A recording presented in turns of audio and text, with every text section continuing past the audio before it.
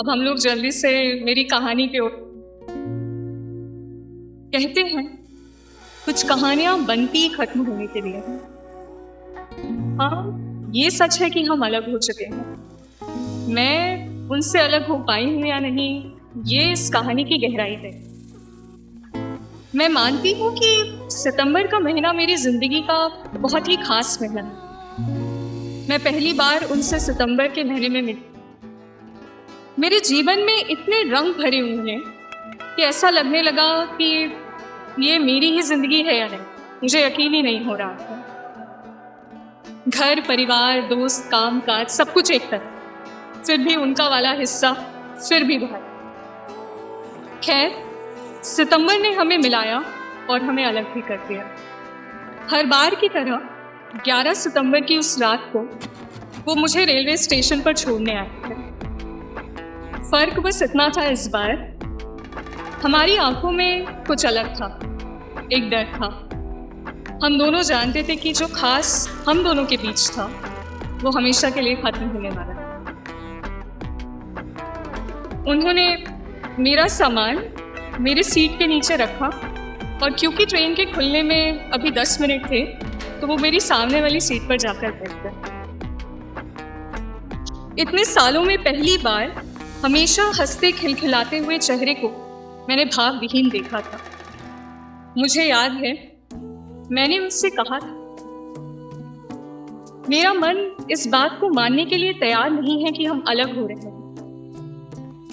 मुझे यकीन नहीं हो रहा है कि मैं जिंदगी में आखिरी बार आपसे मिलने वाली हूँ। ऐसा लग रहा है आपने मुझसे मेरी जिंदगी मांग ली। ऐसा लग रहा है मैं। एक वार्निंग सायरन बजा, ट्रेन खुलने वाली थी।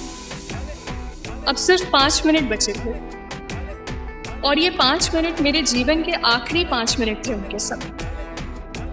वो ट्रेन से नीचे उतरकर प्लेटफॉर्म पर खड़े हो गए और मैं कोच के दरवाजे पर खड़ी।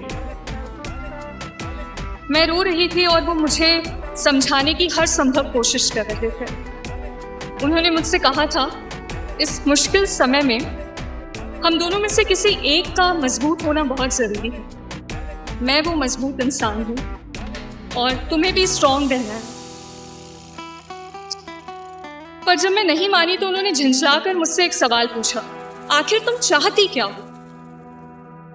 इससे पहले मैं इस सवाल का जवाब दे पाती 9:15 हो चुके थे।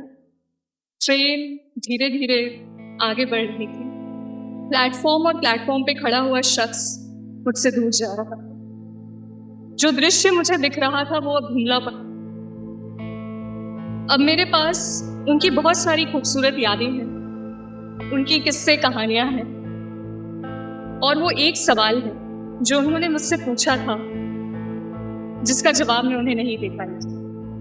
और वो सवाल था, आखिर तुम चाहती क्या हो? आखिर तुम चाहती क्या हो? यही पूछा था ना आपने? ज्यादा कुछ नहीं चाहती। मैं चाहती हूं जब आप ख्वाबों के सागर में गोते लगा रहे हो तो आपके ख्वाब में आ रही। ठीक उसी समय जब मैं आपके ख्वाब में आ रही हूं, असल जिंदगी में आपके मोबाइल पर बज रहे हुए अलार्म को मैं चाहती हूं मेरे बिस्तर से उठते ही नींद का न टूटा जाना, लेकिन अपनी बाईं ओर मुझे न पाकर आपको 1 या 2 करवट आना। इधर आपकी करवट पूरी हो और किचन की खटपट से आपकी नींद न खुल जाए, ये सोचकर मेरे माथे पर 1 या 2 शिकन के बल का। मैं चाहती हूँ रोज सुबह आपके लिए चाय बनाना। किचन की खिड़की से बारिश को देखते हुए चाय के पानी में 3 उबाल डालना, 2 इंच अदरक का टुकड़ा, 1 इलायची, कड़क पत्ती, 2 चम्मच चीनी और हल्का सा दूध। चाय में उबाल उस वक्त तक लाना जब तक चाय का रंग मेरे इश्क के रंग की तरह स्याह ना हो चुके। ये जानते हुए कि चाय कॉफी से परहेज है उन्हें, सिर्फ मेरा मन रखने के लिए उनका उस चाय को हर रोज भेजा था। मैं चाहती हूँ हर इतवार को उनके घर की साफ सफाई कर कर उनका घर सजाना, अपने पसंदीदा रजनीगंधा के फूल उनके गुलदान में रखना, जॉन साहब की किताबें बगल वाले बाजार से जाकर उनके बुक शेल्फ में एक सीधी लाइन में लगाना, और जब ये सब करके मैं थक जाऊं और सो जाऊं तो आपका मुझे गहरी नींद से धीरे से जगाना और घी में घंटों नीड़ा हुआ दाल बाटी चूरमा अपने हाथों से खिलाना। मैं चाहती हूँ सोमवार से लेकर शुक्रवार तक अपने दफ्तर से उनके घर जाना, बिना डोर बेल बजाए दूसरी चाबी से आपके घर के दरवाजे को खोल पाना, और दरवाजे की ओट से हॉल में आपको काम करता हुआ दे मन ही मन मुस्कुरा। उस दिन ऑफिस से मुझे जल्दी घर आता हुआ देख आकाश के सभी तारों की रोशनी के बराबर आपके चेहरे पर चमक आ जाना, और आपका मुझे अपनी बाहों में लेकर हम दोनों का पसंदीदा गाना कुछ यूं गुनगुना।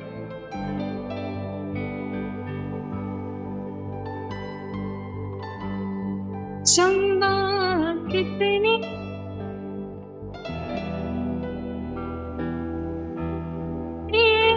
शिमले,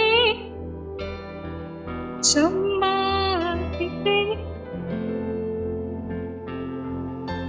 चंबे जाना सुनो। मैं चाहती हूँ जब आंधी तूफान तेज हो, बरसात सनसनीखेज हो, जब आपकी दहलीज को देखकर अपने अंदर मैं कुछ सूखा सा पाऊं, उसी शाम